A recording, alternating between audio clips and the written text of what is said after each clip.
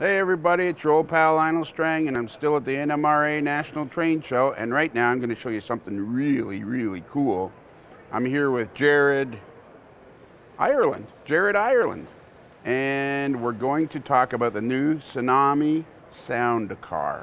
So Jared, what is the Tsunami Soundcar? Well, thanks for asking, Lionel. The Tsunami Soundcar is incorporating all the sounds that are missing from your model railroad experience. When you look at a train and it goes by, everybody's heard onboard sound for diesel, steam engines, but ultimately the rest of the train makes all sorts of sounds. You'll see anybody who's ever waited at a grade crossing, you hear that train go by and the engine's long gone, but there's such a symphony of sounds you're missing out on. We like to say you're missing half the fun. These include things like the clickety-clack, the flange squeal, flat spots, the actual train brakes. So now when you set up the brakes, the whole train sets up its brakes. Also, for more specific cars, you have the generator for passenger cars and reefers. You have on cab cars, the air horn, the bell. So a whole symphony of sounds that you're missing out on. So that's really cool. Like the car makes all sorts of sounds. Does it move? It moves. No, does it move? Oh, no mooing. It's actually all the sounds you hear from outside the car that match the prototype. All right, so can we see it actually in operation now? Absolutely. What I'm going to show you right now would be a little local here with our gen set that's going to drop off the caboose, pick up a box car, and then pull away. So just looking at what you would do in your actual operating sessions and show off our new intelligent consisting.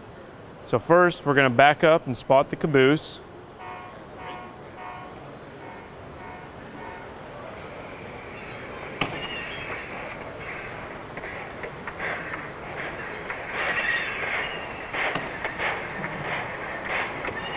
So we'll set some brakes. And now with intelligent consisting, using any magnet, you wave it over the car to tie the handbrakes down. Now that car is ready to be set out. So now we'll release the brakes and proceed forward. And you'll notice that car is no longer in the consist. So this car doesn't have a sound decoder or any kind of speaker? It does, but now it's been cut out. Oh, okay, the car actually has a speaker. So now we're going to come back and pick up this car.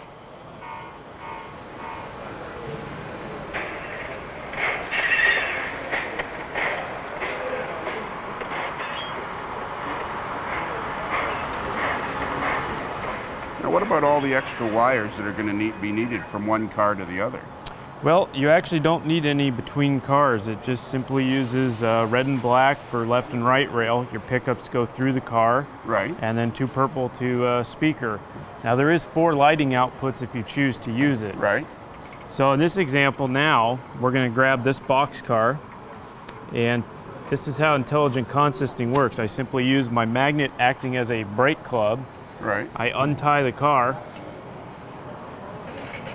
Now I just hit F8 4 times, right, and it's picked up and it's ready to go.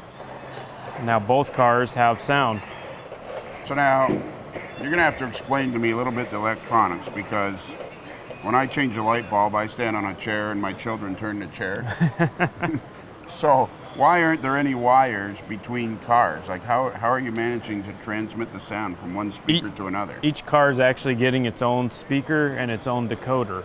And so the idea is it's just like a locomotive installation except for no motor. Okay, so every car has its own decoder. Every car does. It has its own decoder. Yep, and it also has its own unique address, but as soon as you want, you can put it in the consist without actually going into any programming.